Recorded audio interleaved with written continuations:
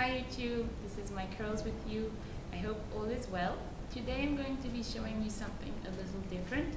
I keep forgetting to mention that I do have a blog that I recently started, and I will put a link to it in the description box. On my blog I do have a little more information than I do in terms of video content so far, just because I find it a little easier to write instead of getting in front of the camera. I do plan on catching up my videos with the content that I have on my blog, and one of the pieces of information that I do have on my blog is about skincare. Now, I'm not claiming to have perfect skin because I do not.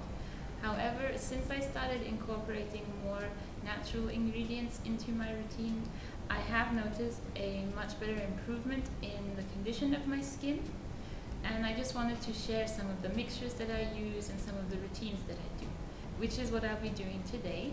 I will be showing you how I make my face and body scrub, and this is a really simple recipe. I use 5 ingredients. Some of them can be optional, you do not have to use everything. One thing I do want to mention, as I have with my DIY hair mixing videos, is that if you're allergic to any of the ingredients that I use, please do not use them. There are other alternatives that you can use, and I will mention them if I know of any other alternatives you can use in places of the ingredients that I use. I use this scrub for my face once a week, usually at the end of the week on my spa day, where I sort of pamper myself.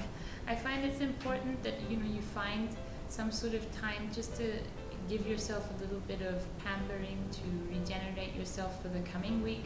I'll explain the ingredients that I use in this part of the video, and then the following part after this will be of how I actually mix everything together to make the scrub. The first ingredient that I use is 100% natural brown sugar, and it comes from sugarcane.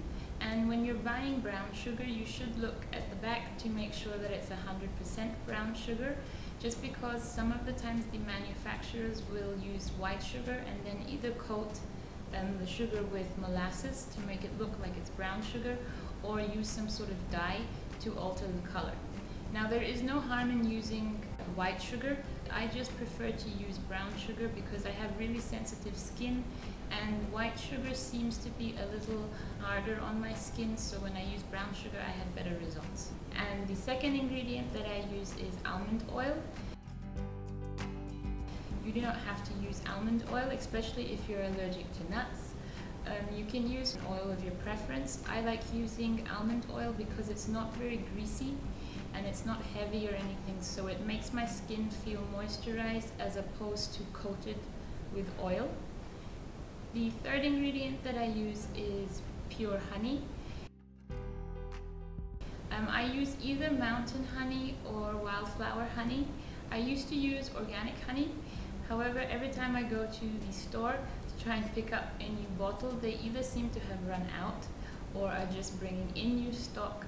So I started using mountain honey and wildflower honey, and they're really good as well. So if you can get your hands on organic honey, then definitely do.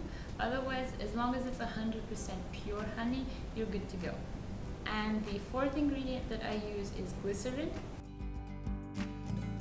Now, I use glycerin because, similar to honey, it's a humectant, so it draws moisture from the air to your skin, which means you have more chances of having moisturized skin after using it. So that is why I use glycerin. And the last ingredient that I use is an essential oil. And I use either peppermint or lavender because that's what I have at home. And those are the 5 ingredients that I use for my scrub. If you'd like to see how I mix everything together to make the scrub, then stay tuned.